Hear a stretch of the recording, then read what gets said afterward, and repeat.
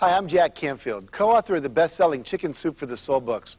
It was always my dream to write a best-selling book that would make a difference in the lives of others.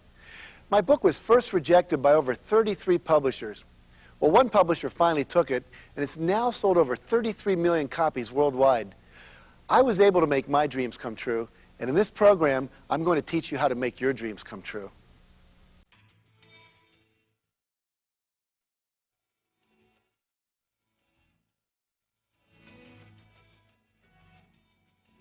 Best-selling co-author of the Chicken Soup for the Soul books, Jack Canfield is one of America's foremost motivational speakers.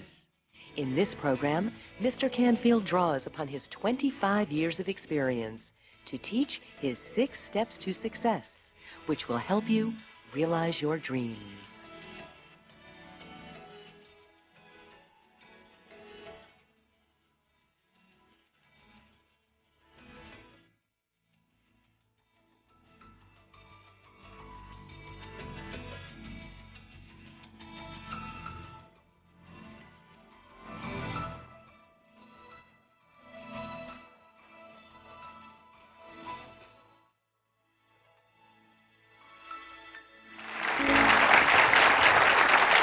Thank you. Thank you. Okay. Oh, thank you very much. About 5 years ago, a friend of mine named Monty Roberts asked me to come up to his ranch and do a fundraiser for kids who were abusing drugs in Santa Barbara County. And it's unusual for him to open up his ranch like that, and he did. And as he was introducing me that night after we'd done the usual fading of all the people, giving them a big banquet and everything, and we had a lot of people there with last names like Goodyear and Firestone and Crocker and Pillsbury, so you can get a sense of what we were working with. And he was introducing me before I was going to do the pitch to hit people up for money. And he said, the reason I let Jack use the ranch is Jack is someone who helps people make their dreams come true. And he said that when he was a kid in school, there was a teacher he called a dream stealer. And he said the problem is a lot of people get their dreams stolen. And he introduced me and he said, I want to tell a story before I put Jack on. He said the story goes like this. When I was a high school student, there was a kid in my class who was an itinerant that moved around in the back of a truck. His dad was a trainer, and he never lived anywhere more than a couple of months. He would never go to school anywhere more than a couple of months. And he had this dream, though. He wanted to grow up and race thoroughbred racing horses. And the teacher at this school, when he was there, asked the kids to write a paper. They said, what do you want to do when you grow up? And he got very excited because this was a chance to really go for his dream. So he wrote down, I want to raise thoroughbred racing horses.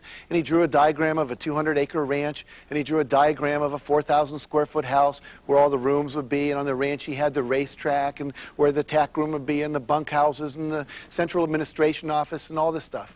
And he was very excited. And he handed it in. And he got it back a week later and said, F. See me after class. Well, he was shocked. He'd poured his heart into this. And he went up to the teacher. He said, how come I got an F? What's the deal? And he said, I'll tell you why you got an F. You're a poor kid living off the back of a truck. Do you know what land costs in this valley? Do you know what it costs for breeding stock and for stud fees? This is an unrealistic dream for a young man like you.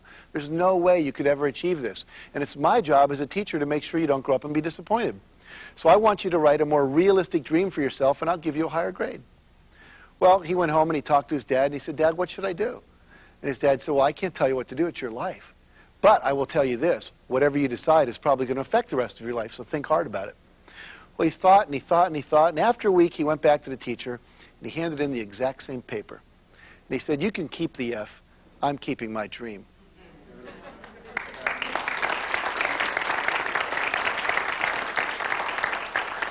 Now, just like you, I got goosebumps when he told that story. And then Monty goes over to the mantel, and he pulls down a frame, and in that frame is a piece of paper, and it says in red letters, F, see me after class. And the name on the paper was Monty F. Roberts.